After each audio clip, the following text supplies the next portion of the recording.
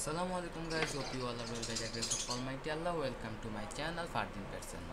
আজকে কিন্তু আরেকটা সুখবর দিয়ে আমাদের ভিডিওটা শুরু হতে যাচ্ছে। আপনাদের হয়তো বা মনে আছে কিছুদিন আগে আমি আমার দুটি ফিমেলকে ব্রিডিংয়ে বসিয়েছিলাম, যার মধ্যে আরটিপি ফিমেল এবং পার্পল ড্রাগনের ফিমেলটা ছিল। এর মধ্যেই কিন্তু আলহামদুলিল্লাহ আরটিপি ফিমেলটা বাচ্চা দিয়ে দিয়েছে, কিন্তু পার্পল ড্রাগনের ফিমেলটা এখনও লোডেড, কিছুদিনের মধ্যে বাচ্চা দিয়ে দিবে। তো দেখতে পাচ্ছেন আপনার আরটিপি ফিমেলের বাচ্চাগুলো, এগুলো ঝুড়ির দুই পাশে এই বাচ্চাগুলো রয়েছে। ঝুড়ি দিয়ে দেওয়াতে কিন্তু আরটিপি তেমন একটা বাচ্চা খেতে পারে নাই, কিন্তু মাত্র 20 দিনের মতো সময়ের গ্যাপেই সে দ্বিতীয়বারের মতো বাচ্চা দেওয়াতে সেবার বাচ্চা একটু পরিমাণে কম দিয়েছে। গতবার সে 13টা বাচ্চা দিয়েছিল এবং এইবার সে দিল 8টি বাচ্চা। তো যতগুলো বাচ্চা দিয়েছে আলহামদুলিল্লাহ এই বাচ্চাগুলোকে আমি আশা করি ভালোভাবে বড় করতে পারবো এবং এগুলোকে সামনে আরও বড় করে তুলে অ্যাটাচ করতে পারবো। সো এই কিন্তু ছিল আমার এই বাচ্চাগুলো। সো এগুলোকে এখন আমি তাড়াতাড়ি আলাদা করে নিই আর একটা পাত্রে, যেখানে আমি ওদেরকে কালকে থেকে ফার্স্ট ফিড দিব।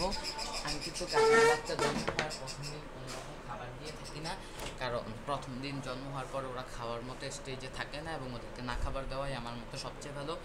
আপনারাও এই নিয়মটা ফলো করবেন। বাচ্চা হওয়ার প্রথম দিন ওদেরকে কোনো খাবার দিবেন না, একদিন পর থেকে ওদেরকে খাবার দিবেন।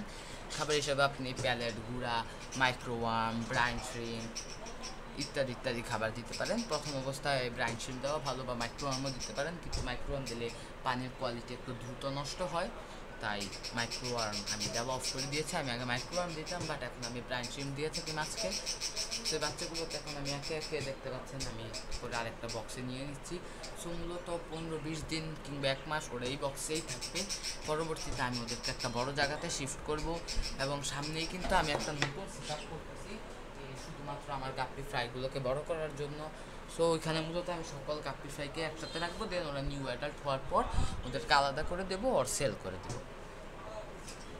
সো এই কিন্তু মূলত আমার আপাতত গাপ্পির প্রজেক্টের উপর যে প্ল্যান।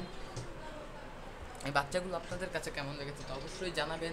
দ্বিতীয়বারের মতো আরটিপিটা আমার কাছে বাচ্চা দিয়ে দিয়েছে এবং কিন্তু খুবই কম সময়ের মধ্যেই সে 2বার বাচ্চা দিয়েছে। সে প্রথমবার বাচ্চা দিয়েছিল গত মাসের 18 তারিখ এবং এই মাসের 10 তারিখ সে আবার বাচ্চা দিয়ে দেয়। তো মূলত 22 দিন পরেই সে আরেকবার বাচ্চা দিয়েছে, সেটা আমার জন্য খুবই একটা খুশির সংবাদ। মূলত আপনারা গাপ্পিকে যত ভালো স্পেস দিবেন, পরিবেশ দিবেন এবং খাবার দিবেন, সে তত দ্রুত ব্রিড করবে, যেহেতু গাপ্পি একটা লাইভ বিয়ারার ফিশ।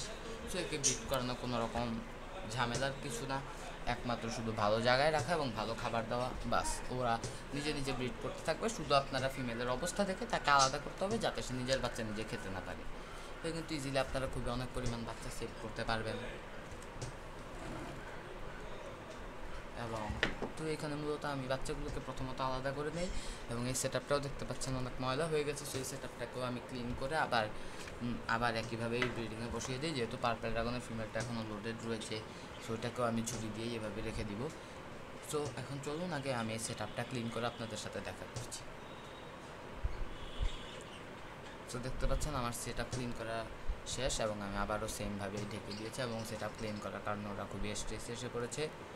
আমি আপনাদেরকে কোনোভাবেই রিকমেন্ড করবো না যে লোডেড ফিমেলের পানি চেঞ্জ করা, এটা খুবই একটা টেনশনের ব্যাপার। খুবই এক্সপার্ট না হলে লোডেড ফিমেলের পানি চেঞ্জ করা বা জায়গা চেঞ্জ করা মোটেও উচিত নয়। লোডেড কিন্তু কিছু স্টেজে হয়, যেমন প্রথমত বাচ্চাটা আসে, তারপরে বাচ্চাটা বড় হওয়ার পরে তাদের গ্র্যাভিটি স্কোর ব্ল্যাক হয়ে যায়, দেন ওরা ফুললি লোডেড হয়ে যায়, তখন তারা 10-15 দিনের মধ্যে বাচ্চা ডেলিভারি করে দেয়।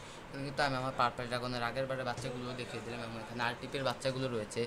দুটোটা বাচ্চা আলহামদুলিল্লাহ ভালো গ্রো করতেছে, কিন্তু আরেকটু বড় জায়গায় দিতে পারলে ওরা ভালোভাবে গ্রো করতো। তো এখন মূলত এই নতুন আরটিপির ফ্রাইগুলোকে আমি আমার ফ্রাইয়ের সেন্টারে শিফট করে দেবো, মানে যেখানে আমি সবগুলো ফ্রাই রেখেছি। আপাতত এই ফ্রাইগুলো আলাদা আলাদা থাকলেও আমি নতুন সেট আপ করলে সবগুলো ফ্রাইকে আমি একসাথে করে দেবো, যেখানে তারা বড় জায়গাতে ঘুরতে পারবে এবং ভালোভাবে খাবার গ্রহণ করে তারা ভালোভাবে বড় হতে পারবে। সো আপনারা কিন্তু আমার ফ্রাইগুলোর জন্য দোয়া করবেন এবং আমার এই পেট ফ্যামিলির মেম্বার হওয়ার জন্য আমাদের চ্যানেলটাকে সাবস্ক্রাইব করবেন এবং আমাদের চ্যানেলের সাথেই থাকবেন। এই কিন্তু মূলত আজকের এই ভিডিওটা ছিল। ইনশাআল্লাহ কয়েকদিনের মধ্যেই আমি আপনাদের সামনে আমার পাখির কিছু আপডেট নিয়ে আসবো, তাছাড়াও ব্রাইন শ্রিম্পেরও একটা ভিডিও নিয়ে আসবো আপনাদের সামনে। সো এই কিন্তু ছিল মূলত আজকের এই ভিডিওটা। তো আপনাদের কাছে কেমন লেগেছে অবশ্যই কমেন্ট করে জানাবেন। আমাদের চ্যানেলের সাথেই থাকবেন, পাশেই থাকবেন।